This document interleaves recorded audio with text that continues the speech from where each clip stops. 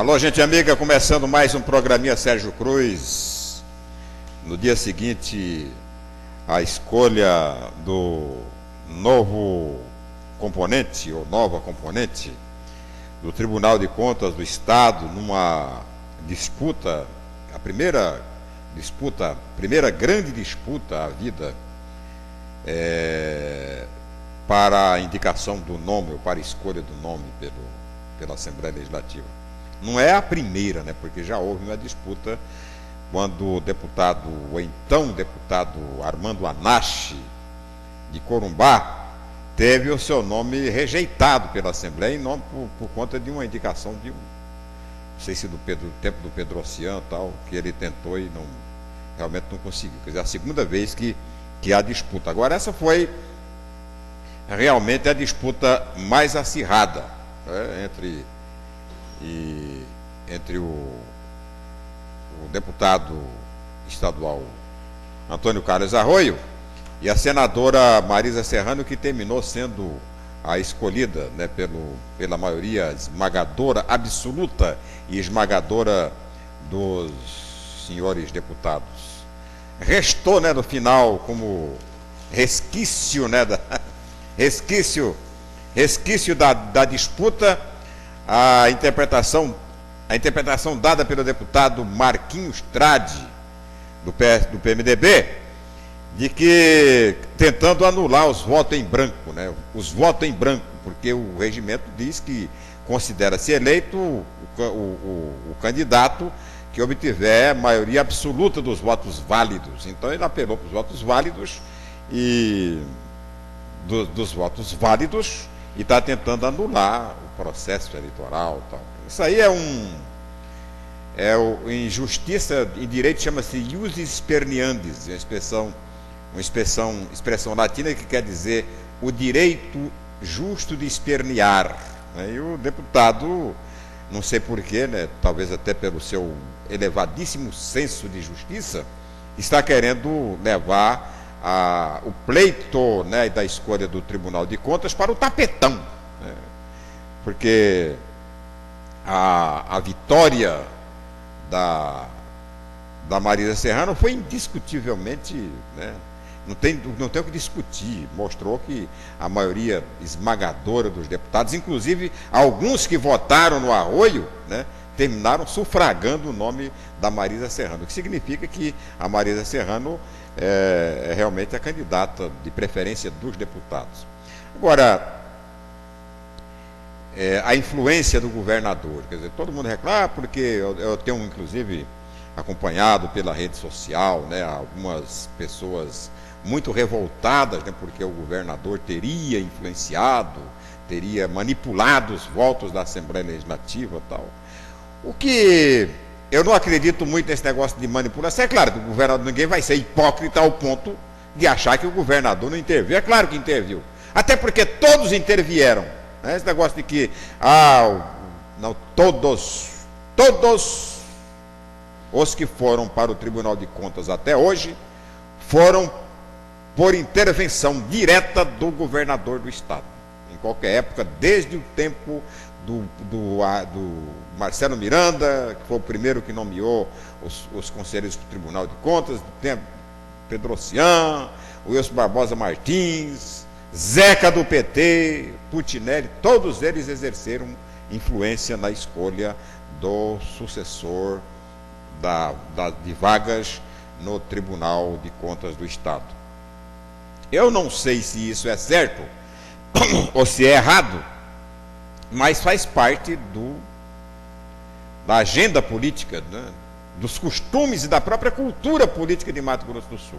Então, é assim, vai ser assim, enquanto houver Tribunal de Contas, cuja utilidade, até agora, eu realmente discuto, né? Eu acho que eu não vejo, a não ser para isso, era para nomear, eu já falei isso aqui várias vezes, não ser para nomear as pessoas, o Tribunal de Contas, no meu ponto de vista, só não serve para outra coisa, porque não julga, né?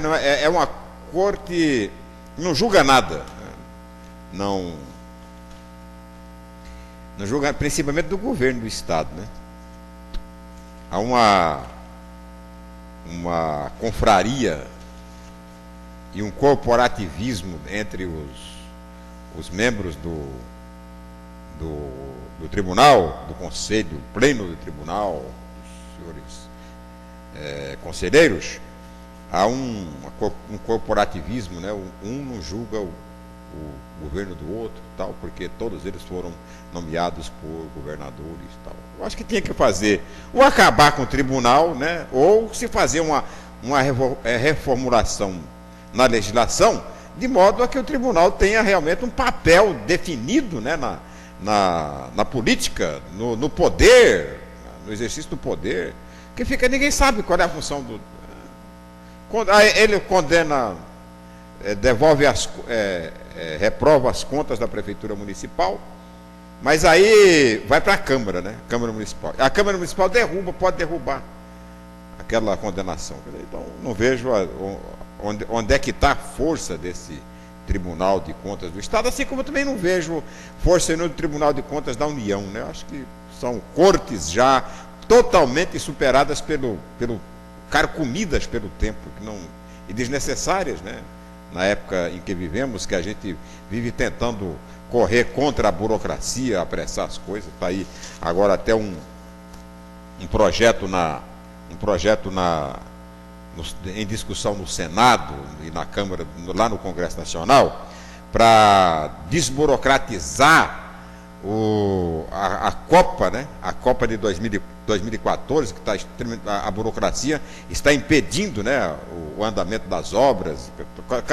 Cada dia, quer dizer, o Tribunal de Contas, ao invés de ajudar, para apressar, porque o cronograma está atrasado, ele, muito pelo contrário, ele vai dificultando, manda parar a obra, começa a obra. Eu acho que tem que ter uma legislação. Eu não sei o que aqueles deputados estão fazendo aí que também que não vê isso. Senador também. Tem que ter uma legislação seguinte: tem irregularidade na obra, a obra está irregular. Bom, o Tribunal, Ministério Público descobriram uma irregularidade na construção desta ponte. Irregularidade não técnica, não estrutural, mas irregularidade financeira, né? Negócio de dinheiro, entrou dinheiro a mais, dinheiro a menos. Quando é uma questão técnica, troca de material, quer dizer, o material tinha que ser com aquela qualidade indicada pelo projeto, e o cara troca por um material mais barato, mais vagabundo, aí tudo bem, aí acho que tem que parar a obra, porque aí está colocando em risco, né, a própria segurança das pessoas, tal. Agora, quando é uma irregularidade fiscal, irregularidade de contas, de contábeis, é uma irregularidade contábil, então que que a obra continue. Vamos apurar a irregularidade, mas a obra não para. Deixa a obra continuar. Quem tiver que pagar, que pague, mas não por conta de atraso na obra, porque o atraso termina causando prejuízo muito maior do que qualquer outro tipo de irregularidade. Bem, o programa de hoje, eu falei de manhã no programa Tribuna Livre, eu tive um encontro interessante, que eu sempre converso com ele bastante, mas ele, aí, mostrando uma certa irritação, o deputado Zé Teixeira, meu amigo, né, tal, veio chegou a me chamar a atenção, é o termo que eu vou usar, sem mostrar nenhum ressentimento por causa disso, eu acho legal. Sobre essa minha posição relativa ao Código Florestal. Porque, Sérgio Cruz, você é contra o Código Florestal, não sei o quê. Tem as partes boas do Código Florestal, tem que reconhecer e tal. Deputado, eu sou contra o tal de projeto do Código Florestal porque eu acho ele totalmente desnecessário. Aliás, ele foi muito bom para os desmatadores. Quem desmatou está vibrando, né, torcendo, né, para que seja aprovado no Senado também. Só. Ele não teve outro objetivo. Não teve, quer dizer, se tivesse um objetivo, não teve. O objetivo central, nuclear, do Código Florestal foi a anistia para os desmatadores. Só isso. Eu falo, deputado, porque eu tenho um pouco de experiência nesta área também, eu já passei por lá. Entendeu? Então, o que aconteceu? Os desmatadores queriam anistia. Os desmatadores são maioria na Câmara dos Deputados, é bancada ruralista, eles mandam lá. Tem maioria, provaram isso. Queriam anistia. Só que não iam fazer, né, um senador, deputado, não iam fazer um projeto anistiando, né, porque dava muito na cara. Foi que fizeram, vamos então fazer uma reforma geral no Código Florestal, que nem precisava de ser modificado, nada, estava normal, né, restritivo a questão da devastação, né, atendia todos os interesses, né, dos movimentos de ecologia, do governo, do IBAMA, atendia tudo direitinho e tal. Mas vamos fazer essa mudança no código, vamos flexibilizar. Né? Aí puseram lá a redução das matas ciliares, redução das APPs e não sei o quê, e uma cunha, né, essa anistia. Então foi feito para isso, para anistiar. E eu, deputado, sou contra esse tipo de benefício, né, a quem quer que seja. Eu acho que quem deve tem que pagar. Quem deve tem que pagar. O máximo que o governo pode fazer é o que tem feito aí com os empresários urbanos, né, é fazer o refis. Financiar e refinanciar as dívidas. Há 10, 20 anos para pagar, mas paga. Para não criar, deputado, privilégios. Para que criar o privilégio? Quer dizer, o cara paga a dívida, repõe a APP, a área que ele desmatou criminosamente, e pronto, acabou. Não precisa nem botar na cadeia. Basta pagar. Faz um refis, né, com alguns descontos e tal. Eu sou contra, porque eu acho que meia dúzia termina prejudicando muito mais que andaram certinho e tal. Como fez e como faz o próprio deputado Zé Teixeira na fazenda dele.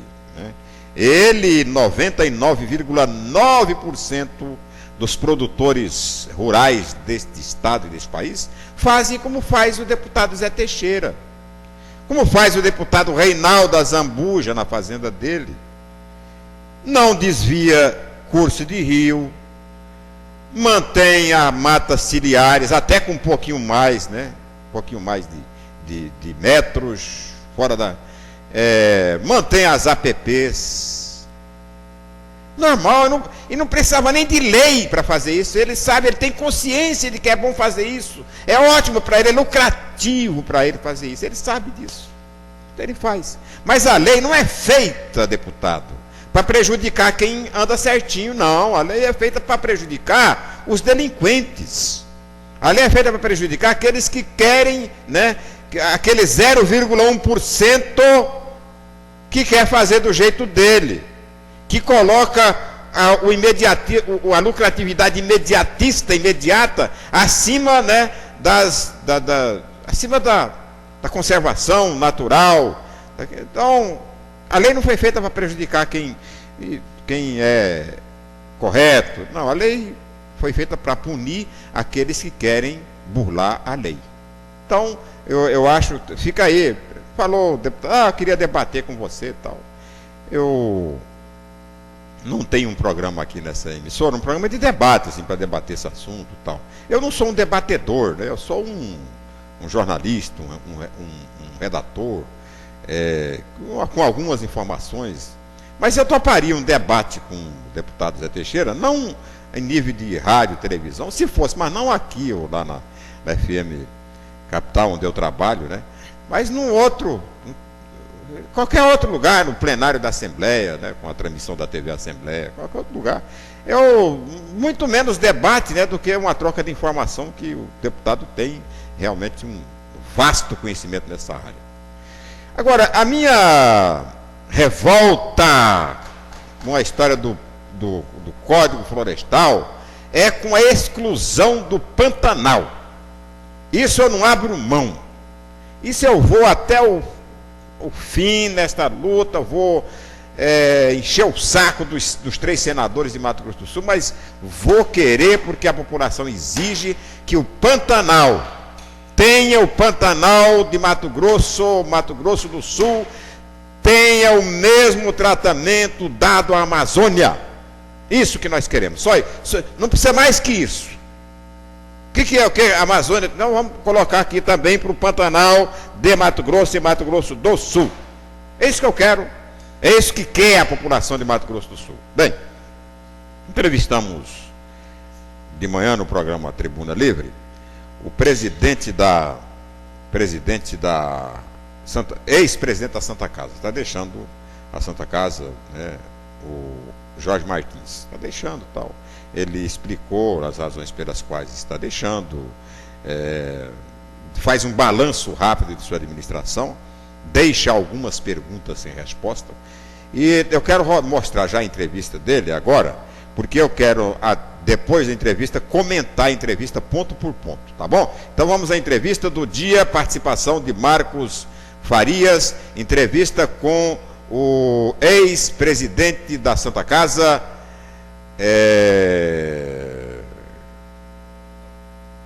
pode rodar. O ex-presidente da Santa Casa pode rodar. O ano passado, em 2010, o prefeito me convidou para assumir a direção lá do hospital. Eu relutei muito na ocasião, eu era seu secretário de administração, e daquela, não estou bem aqui, não vou, e acabei aceitando e fui para lá. Então a conversa que nós tivemos foi de que eu ficaria lá um ano, né, e que depois eu retornaria para a prefeitura para, juntamente com ele, encerrar o seu mandato na prefeitura. E eu fiquei lá, agora dia 2 de julho, vai fazer um ano que eu estou lá. Há 60 dias atrás, no dia 11 de abril, eu fiz uma carta ao prefeito pedindo demissão. Eu gostaria de sair do hospital até para dar oportunidade a outros segmentos, né, do próprio governo do Estado, da própria prefeitura, colocar lá uma outra pessoa, né, para comandar o destino daquela entidade. Nesses 11 meses que nós ficamos lá, nós procuramos no máximo desempenhar e desenvolver e realizar o nosso trabalho, né, pelo qual nós propusemos fazer. Jorge, o hospital, a Santa Casa, passou pela mão, nessa fase de intervenção, de pelo menos 3 grandes administradores, né? O Trombini, né, é um grande administrador hospitalar, né, médico e tal. O professor Pedro Chaves, que administrou um grande complexo educacional, e você que é considerado um dos maiores administradores públicos de Mato Grosso do Sul. O que tem na Santa Casa que não se consegue resolver com grandes administradores? Eu vou dizer, eu também tinha uma visão equivocada do hospital antes de ir para lá. Logo quando eu entrei no hospital, comecei a me familiarizar com o hospital, com as dificuldades do hospital, e hoje eu não vou dizer para você que eu posso falar com propriedade, que eu sou um expert, que eu sou PhD em hospital. Eu fiquei lá 11 meses, né? Mas eu posso dizer para você uma coisa, mas com um receio nenhum de errar. A Santa Casa, ela tem que ser respeitada e tem que ser tratada com dignidade, pelo que ela representa e sempre representou no nosso Estado. As pessoas têm uma visão equivocada do hospital. O hospital, ele é criticado, ele é condenado pelo que ele faz e pelo que ele deixa de fazer. Vou te dar um exemplo.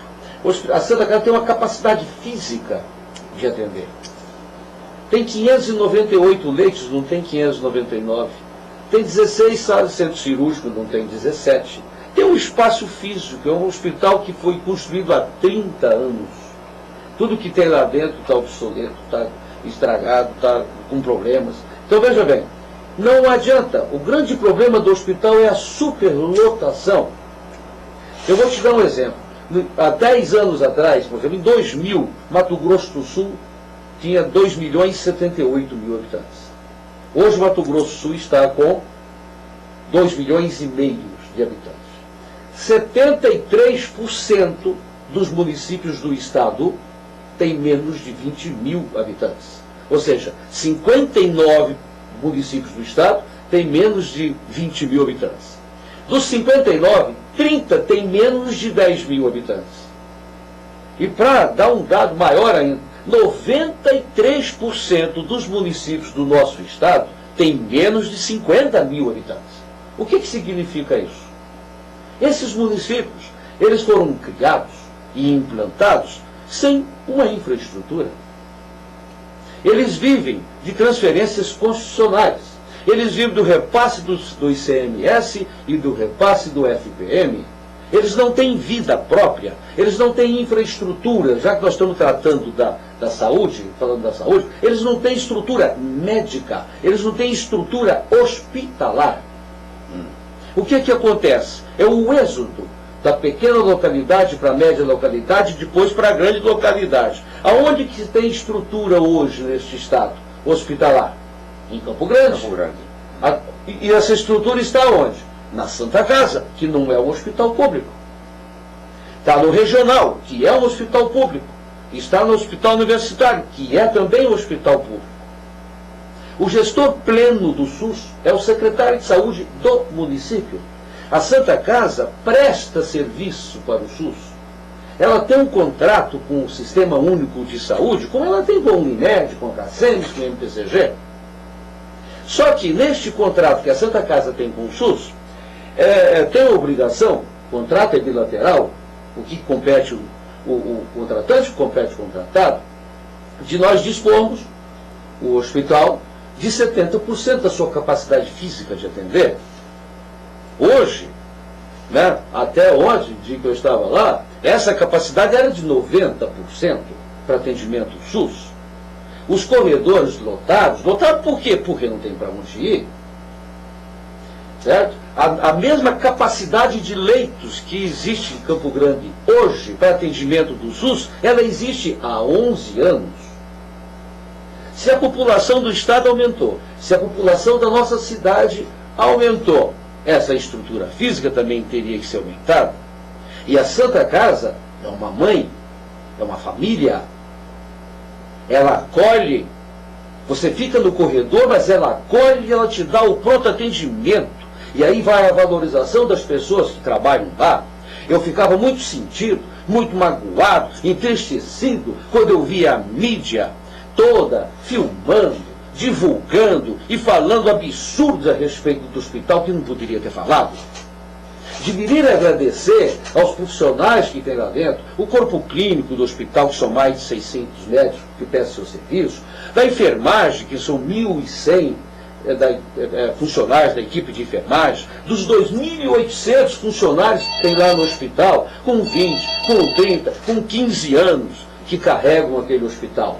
Pode sair o Jorge Martins, pode sair Pedro Chal, pode sair Trombini, o hospital anda do mesmo jeito, porque lá dentro tem uma equipe valorosa e que carrega aquele hospital. Então, se você chega na Santa Casa, que não fecha suas portas desde 2005, não fecha suas portas. Se você chega no hospital, ele está lotado, o hospital não te atende, o hospital é penalizado por isso, ele tem a obrigação de te atender. Se ele te atende e coloca você no corredor, atende, te dá o pronto atendimento, porque não tem espaço para você ir, o hospital também é criticado, ao invés de ser agradecido por isso. Então, o problema não é Campo Grande, o problema não é no nosso estado, o problema é nacional. Se você tirar uma foto do nosso pronto-socorro e tirar uma foto do pronto-socorro de Guaratambiru da Água Doce, ou lá não sei de onde, é a mesma. Tudo superlotado. Então, no meu modo de entender, eu acho que a saúde e a doença, que quem vai para o hospital porque está doente, o hospital não trata da saúde, trata da doença, tem que ser repensada no mundo todo. Tem que ser repensada nas 3 esferas do governo. No governo federal, no governo estadual e nos governos municipais. Você pega o nosso estado com esses dados que eu te dei.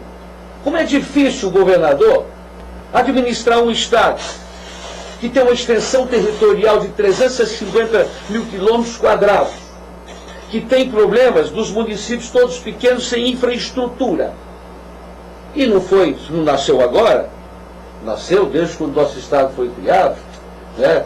Então, essas são as dificuldades que a Santa Casa enfrenta, enfrentou, enfrenta e vai continuar enfrentando, enquanto não se repense no país o SUS, enquanto não se repense a tabela de remuneração pelos procedimentos que se pagam nos hospitais, enquanto não se regulamente a emenda constitucional 29, que é a obrigação dos nossos deputados federais e senadores, nós vamos continuar nesta situação.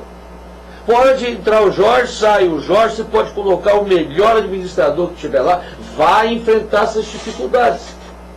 Vai continuar enfrentando. Mas você não acha que o Estado e o município sempre fica esperando pela União, e a União sempre fica esperando pelo município e termina se criando uma prioridade para a saúde? Porque eu vou citar só um exemplo para você. Eu tive em vários hospitais públicos desses 3, 4 meses do interior de São Paulo, entendeu? E lá, o atendimento não é um atendimento nota 10, né? Mas é um atendimento regular, atendimento que não se compara. Quer dizer, lá, a fotografia que você manda ter você não pode tirar nos hospitais de São Paulo, que são bem diferentes dos hospitais daqui. Aí você fala, não, mas São Paulo é um estado que arrecada muito, mas São Paulo tem 30 milhões de habitantes, né? Contra 3 milhões de habitantes aqui. Você não acha que falta uma política de entrosamento entre Estado, município e União para criar prioridade para a saúde? Primeiro eu não sei quais os hospitais que você visitou em São Paulo. Eu visitei. Eu visitei Sorocaba, eu visitei Presidente Prudente e Marília. Eu não sei o tamanho do hospital que você visitou em São Paulo, eu não sei se é do porte da Santa Casa, que atende a alta complexidade, a média complexidade, eu não sei, cada um tem os seus problemas e tal. Os três, por isso que eu estou te falando, nas 3 esferas de governo tem que se repensar. A Constituição de 88 municipalizou a saúde. Mas não mandou dinheiro. Certo? Aí é que está o problema. Isso não foi repensado depois. O SUS tem que ser repensado. A emenda constitucional tem que ser regulamentada. O Ministério da Saúde precisa de mais dinheiro para investir na saúde e não na doença. Campo Grande investe 30% da sua receita corrente líquida na saúde. Campo Grande tem 93 espaços entre unidade básica de saúde, postos de saúde, centros regionais de saúde, para atender a população na consulta. Então, o Estado também faz a sua parte. Agora, teria que sentar os 3 entes federativos para ver isso. Eu tenho uns dados aqui até para passar. Hoje nós temos no país 2.100 santas casas. Elas são responsáveis por 41% do atendimento do SUS. Elas oferecem no país 175 mil leitos. Realizam mais de 185 milhões de atendimentos ambulatoriais. Eles empregam, as Santas Casas, mais de 480 mil pessoas, inclusive 140 mil médicos autônomos. Em 2009, investiram as Santas Casas todas do país em torno de 12 bilhões de reais e foram remuneradas com 7,9 bilhões de reais, ou seja, 4 milhões de déficit. A cada 100 reais que você recebe, né, a cada 100 reais que são empregados, você recebe 40 reais. Então isso tem que ser repensado.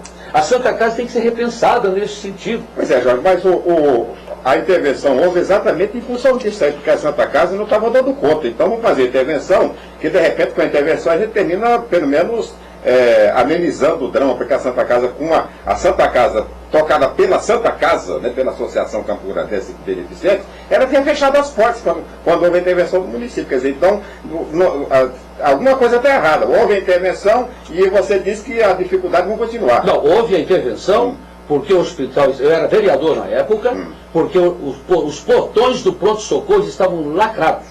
Eu sei fechados e contribuindo com o caos da saúde que reinava na época.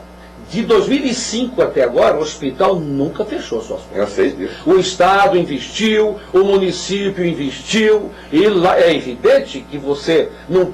É muito difícil você fazer em 6 anos o que não foi feito em 30, o que não foi feito em 100. Com certeza. Tem culturas impregnadas né? Tem uma série de coisas, uma série de fatores que contribuem para isso.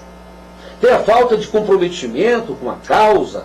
Eu fico aí, eu tenho respeito pelas pessoas, e nós temos que ter. Eu vejo aí essa disputa da antiga associação de querer retornar, de querer retomar o hospital, com um discurso que o poder público tem que investir, que o Estado tem que colocar dinheiro, que a prefeitura tem que colocar dinheiro. Para! Isso tem que acabar no país. Você cria uma entidade, implanta uma entidade, ela é de utilidade pública, sem fins lucrativos, aí você vai pedir dinheiro para o poder público para tocar? A Santa Casa tem um contrato com o SUS e é isso que deveria ser respeitado desde quando nasceu. Eu tenho um contrato com o SUS, vou prestar serviço para o SUS. Mas o SUS não paga? Não, é evidente, e o SUS paga e remunera pelo que a Santa Casa faz, como a Unimed faz, como a Cacelos, como o MPCG. Em outras palavras, né? Você acha que a intervenção deu certo? A intervenção é o único meio de administrar a Santa Casa? Ou é possível se fazer, devolver a Santa Casa para a associação, ou se fazer até uma gestão compartilhada com a direção anterior? Que sugestão você tem para se resolver, ou pelo menos para encaminhar uma solução para a Santa Casa? Primeiramente, eu queria voltar aí a 2005, quando o prefeito Nelsinho Trage, com coragem, coragem, né? Ele teve muita coragem, ele e o seu secretário de saúde na época, o doutor Mandetta, de tomar a atitude que tomou. Em benefício de quem? Da prefeitura? Não, em benefício de todos nós. Porque o hospital estava com seus portões trancados, com uma série de problemas. De 2005 para cá, nunca fechou. Continua com problema? Claro que continua com os problemas. E como tem em todos os lugares, estão sanando esses problemas? Claro que estão sanando esses problemas. Sobre o destino, o futuro da Santa Casa, eu tenho o meu ponto de vista particular, que deveria haver um diálogo mais de perto entre essas pessoas que se intitulam como da antiga associação, com quem está hoje na gestão. No meu caso, e quem está hoje lá, eu não sou da junta interventora. Eu estava no hospital, nós fomos indicados, e quem está lá hoje também, indicados pela junta interventora, que são os dois secretários de saúde, o do Estado e do município, que são os interventores. A ação civil, que foi de 2007, foi implementada pelos 3 ministérios públicos. Então é interessante que os 3 ministérios públicos, que os 2 interventores que representam os governos, estadual e municipal, sentem e vejam que destino que vai ser dado. O modelo já foi discutido exaustivamente pelos advogados, pela consultoria do hospital, que o modelo que nós acharíamos que seria o ideal, seria uma fundação de direito privado, porque não pode ser de direito público, porque se for de direito público só pode atender SUS. Então, o regime jurídico do hospital poderia ser uma fundação de direito privado. Agora, conversar com a associação, com a antiga associação, tem que conversar na ação, nos tribunais. Tem uma ação... Porque não aceita o diálogo? Não, porque tem uma ação que está correndo, e eu sempre respeitei isso. Eu sempre respeitei o pessoal da antiga associação, eu sempre tive um carinho muito grande pela família Dávila, pelo doutor Arthur, sempre, desde quando eu fui diretor do Previsul, que nós tínhamos tratativas, que prestava serviço na época do extinto Previsul, eu sempre tive um respeito pelas pessoas. E estiveram 2, 3 vezes comigo lá no hospital, nós conversamos, mas não compete à junta administrativa, não compete nem à junta interventora, tem uma ação tramitando, então essa ação tem que jogar. Ora, pode sentar? Eu acho que pode sentar e deveria sentar, para acabar com isso, porque nada... Porque termina atrapalhando, não é? Atrapalha tudo.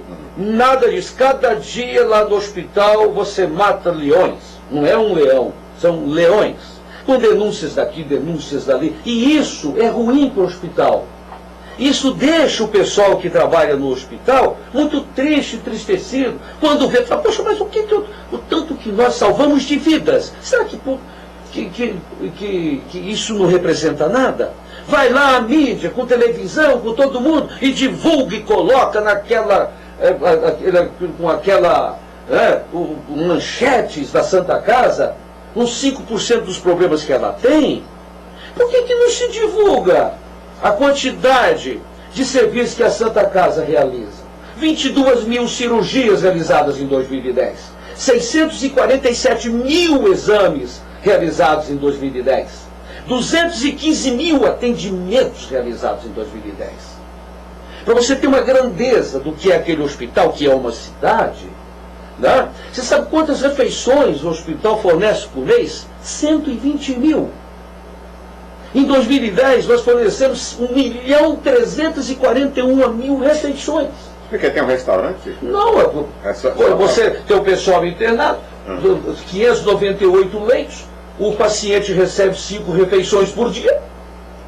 Ele toma café da manhã, ele tem lanche, tem almoço, tem lanche, tem jantar e tem lanche. Isso é norma. É só passar bem lá, né? Como todo hospital, né? Não tem que... Agora, Jorge Martins... Tem um problema agora. Eu acharia interessante que realmente sentasse. Como é que os novos gestores da Santa Casa, né, o médico Issam Mussa e o Antônio Lastória, vão receber a Santa Casa? Financeiramente, qual é a situação hoje que se encontra a Santa Casa e daqui para frente, o que é que eles terão que fazer ali com relação ao trabalho? Que nós sabemos que é muito trabalho, agora de que maneira? O doutor Issam vai ter oportunidade por espaço de tempo, eu estou à disposição dele, é uma pessoa que eu conheço há muito tempo, é um médico de renome na cidade, e ele foi diretor da maternidade da Cândido Mariano, na época mesmo que estava o caos todo da saúde aqui no estado de 2005, eu fui um dos vereadores que visitei aquele hospital e que ele arrumou. Hoje a maternidade está bem, graças a Deus, né? E foi muito bom que fosse o Issam que esteja indo lá para o hospital. Por espaço de tempo ele vai se deparar, ele vai dizer como que ele recebeu, ele vai notar que foi da mesma forma como eu recebi, ele vai dizer que daqui uns dias que a Santa Casa precisa de equipamento, que a Santa Casa precisa de reforma, que a Santa Casa precisa de mais dinheiro, que a Santa Casa precisa de normas, rotinas, sistemáticas operacionais, que a Santa Casa precisa. Mas nós temos confiança no doutor Issam.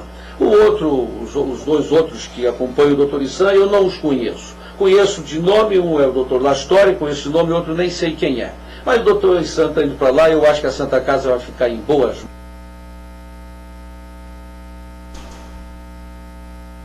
Aí foi o ex-presidente da Santa Casa, Jorge Martins, numa ampla entrevista concedida na manhã de hoje, lá na FM Capital e aqui na Via Morena, no programa Tribuna Livre, participação do Marcos Farias. Eu vou fazer o nosso intervalo, e no próximo bloco eu vou fazer o comentário sobre as respostas dadas e não dadas pelo Jorge Martins. Está daqui 3 minutinhos.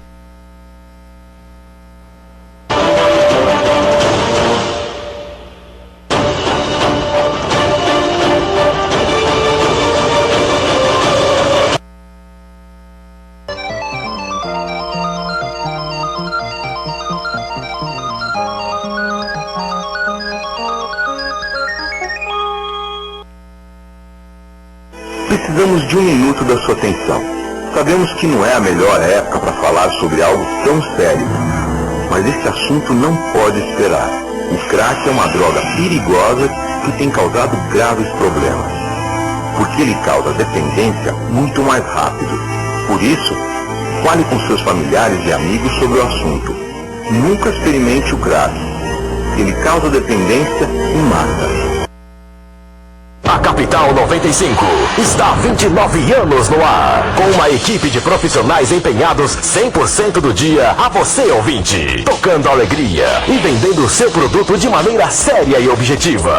Jornalismo de credibilidade, site moderno e interativo, alta tecnologia e equipamentos, estúdio de apoio ao vivo na Feira Central, shows e muitas promoções. Tudo isso fazem da Capital 95 uma rádio completa, única e exclusiva para você.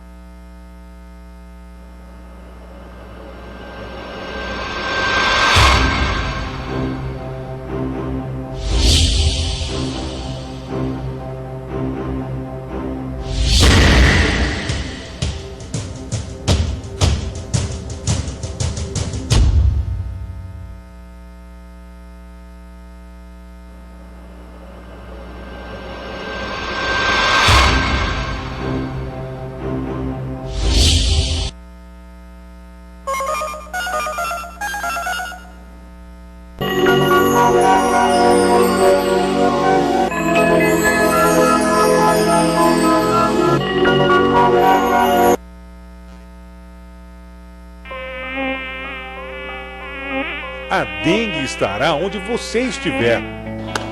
Por isso, o agente de saúde visita a sua casa com frequência. Ele está preparado para achar os focos das larvas do mosquito até nos lugares mais difíceis. Receba, acompanhe, aprenda. Dengue se combate com atitude. Estado de Mato Grosso do Sul.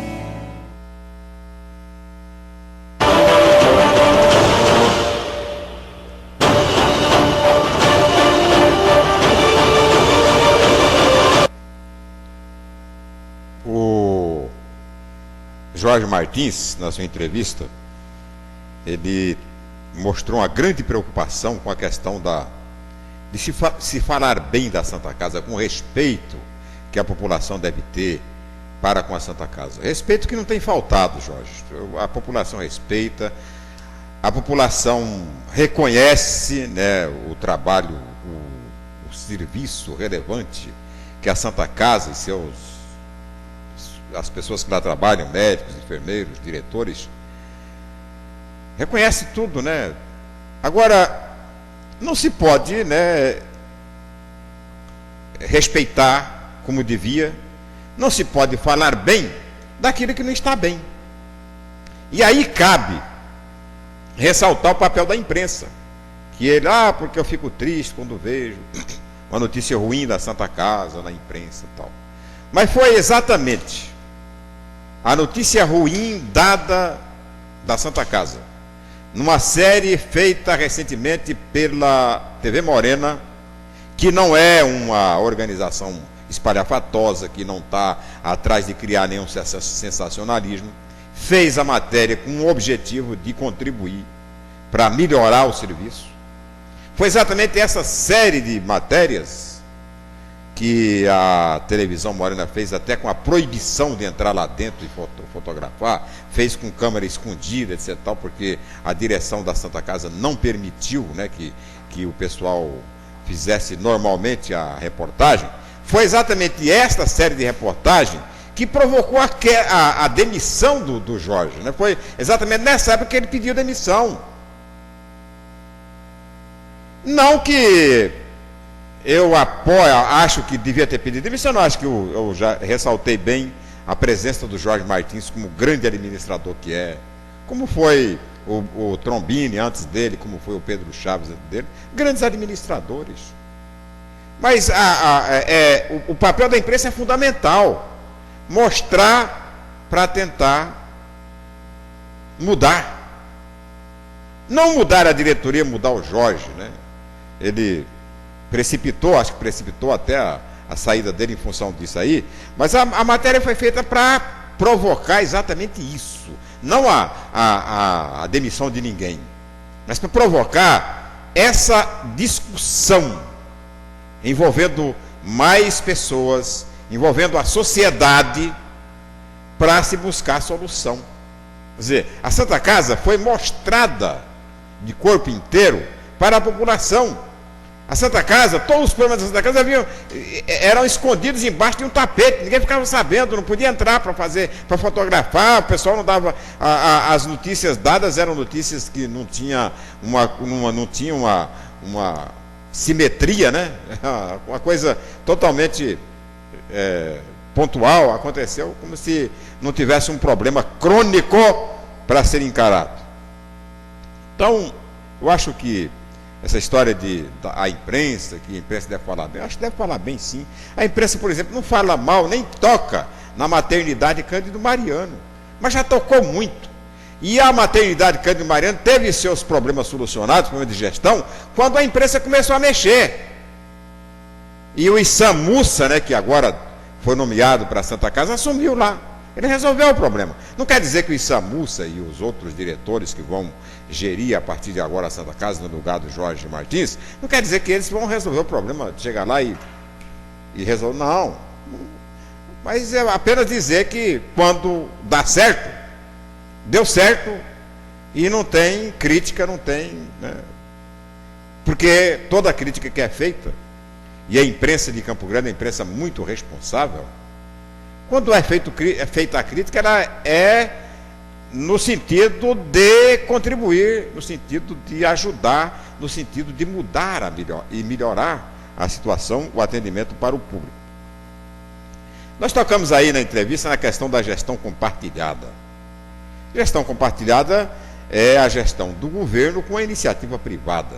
É a gestão do governo com a Associação Beneficente Campo Grandense, porque ela é oficialmente, né, a gestora do hospital. Ela nasceu, quem fundou o hospital, quem tocou, bem ou mal, quem tocou o hospital até a ameaça de fechar 6 anos atrás, foi a Associação Beneficente de Campo Grande. Então, eu acho que a gestão compartilhada, ela devia ter sido combinada, né, antes da intervenção, ou não haveria necessidade sequer de fazer intervenção, bastava compartilhar a gestão. E na situação em que estava a Santa Casa, não tinha como haver reação contrária a essa gestão compartilhada. Eu acho que o grande erro foi a intervenção do jeito que foi feito, porque foi feita a intervenção, criou-se uma grande expectativa de que o problema ia ser solucionado, que a Santa Casa ia para as cabeças, né, ia resolver tudo tal, com 3 gestores, um responsável pela gestão, a União, o Estado e o município. Então, criou-se essa expectativa e não resolveu o problema. Quer dizer, a Santa Casa não fechou, abriu e continuou aberta. Está até agora corredores lotados, tudo tomado, dificuldade de ter, mas a Santa Casa está lá atendendo. Mas não é esse, o problema não é esse atendimento precário, porque atendimento precário ela tinha, né, antes de fechar, e até fechada, estava fechada o pronto-socorro, mas continuava, né, atendendo muito precariamente, como continua atendendo precariamente até hoje. Quer dizer, o que se questiona é exatamente isso. Por que a intervenção não resolveu o problema da Santa Casa? 6 anos depois. Porque 1 ano tudo bem, 2 anos você espera, 3 anos dá para esperar, agora a partir dos 3 anos, aí tem que se mexer na coisa para saber onde é que não está dando certo.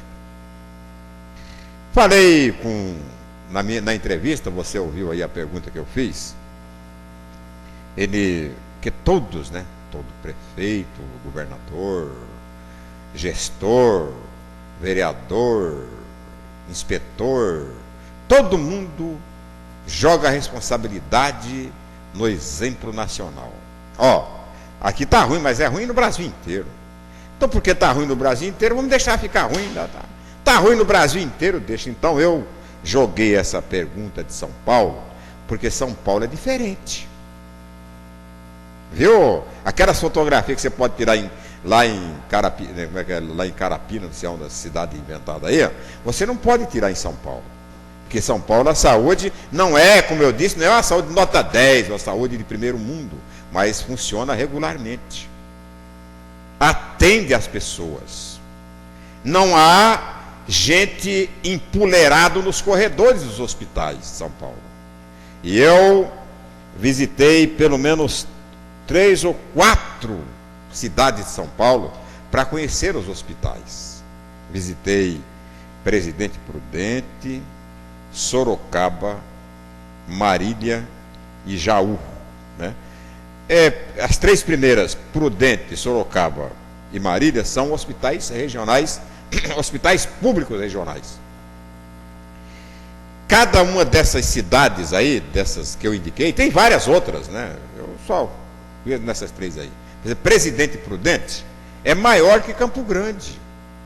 Presidente Prudente é do tamanho do estado de Mato Grosso do Sul. Se você pegar a cidade de Presidente Prudente, mais o entorno de Presidente Prudente, das cidades, né, as inúmeras cidades que tem na região de Presidente Prudente, você vai maior que Mato Grosso do Sul. Bem maior, doutor Jorge Martins, mas bem maior mesmo, né, que Mato Grosso do Sul.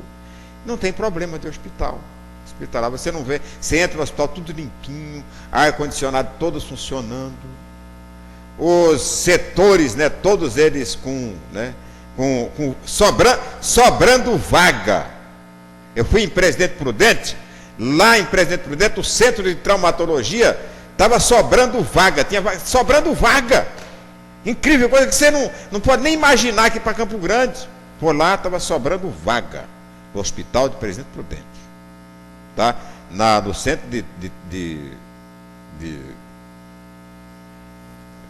que é o que o prefeito Nelson Trade mais lamenta, que ele acha que é trauma, que vivemos a epidemia do trauma, tal, ele fala isso, tal, que está até construindo um hospital de trauma em Campo Grande. E os acidentes de automóveis em São Paulo não são maiores que os acidentes aqui, não são menores que os acidentes de Campo Grande. Acidente de trabalho, uma coisa, é tudo a mesma coisa. Então, lá funciona. Sabe por que funciona, doutor Jorge Martins? Porque o governo do estado priorizou a saúde. A saúde tem prioridade no estado de São Paulo. Eu fui num hospital em Jaú, que é um hospital de uma fundação. Fundação não é um hospital que trata de câncer. Diz que é um dos melhores hospitais de câncer do Brasil, lá em Jaú. Fui lá, é uma fundação.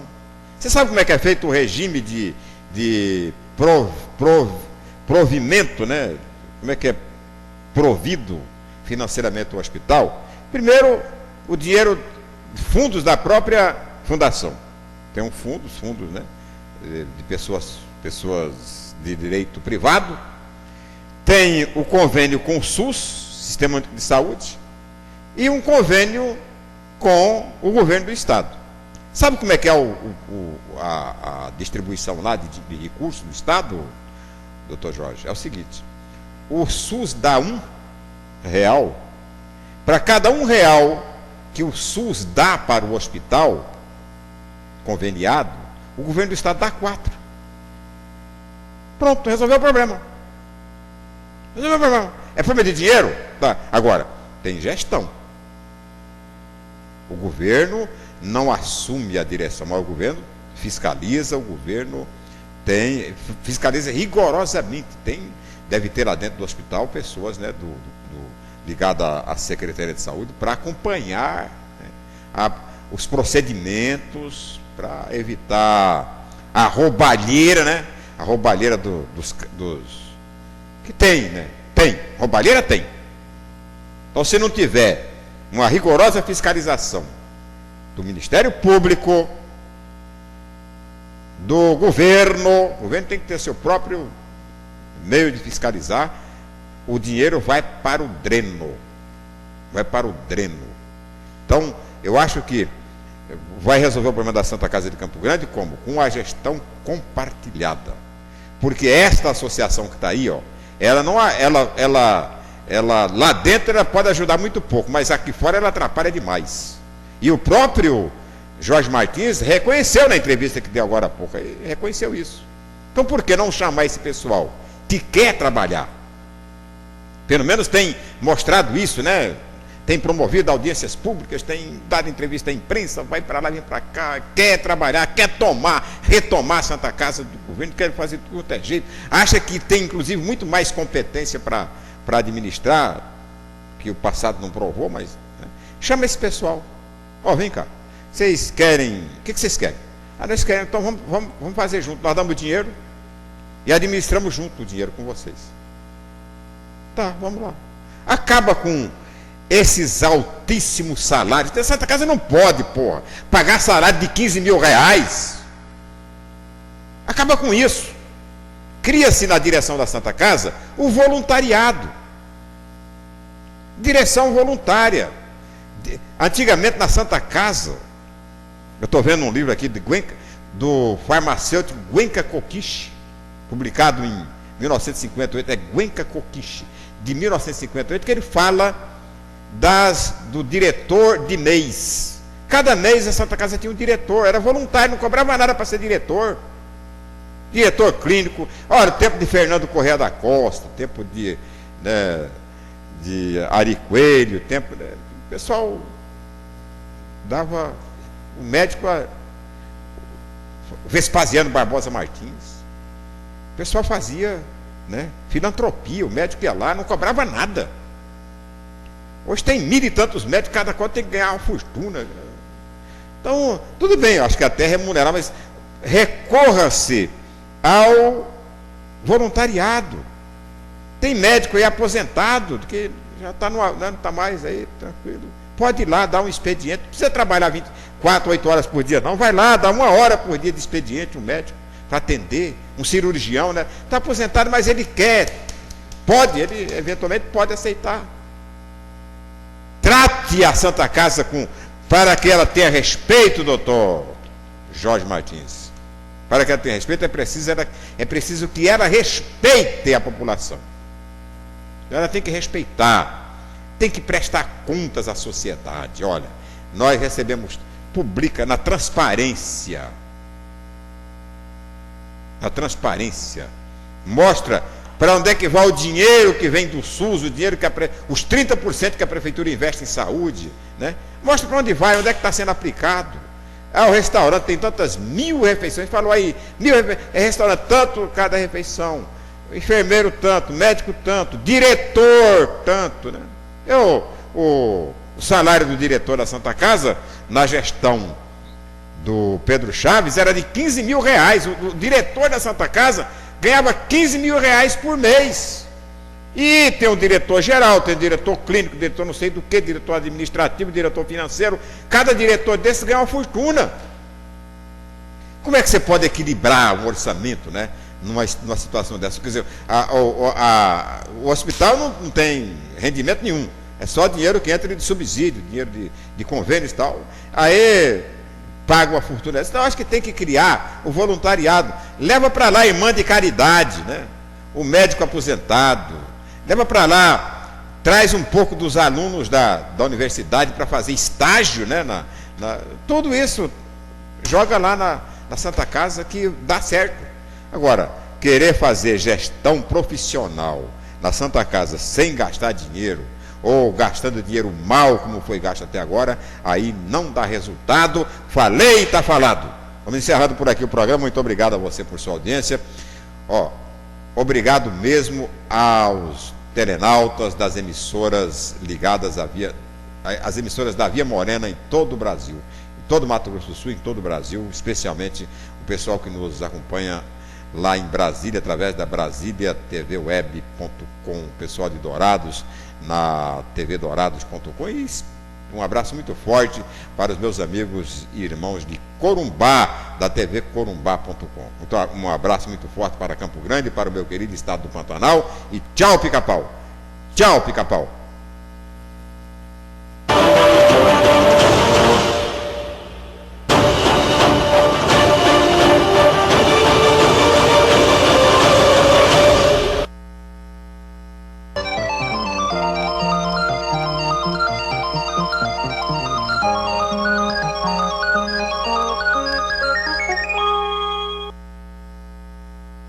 Precisamos de 1 minuto da sua atenção. Sabemos que não é a melhor época para falar sobre algo tão sério, mas esse assunto não pode esperar. O crack é uma droga perigosa que tem causado graves problemas, porque ele causa dependência muito mais rápido. Por isso, fale com seus familiares e amigos sobre o assunto. Nunca experimente o crack. Ele causa dependência e mata. A Capital 95.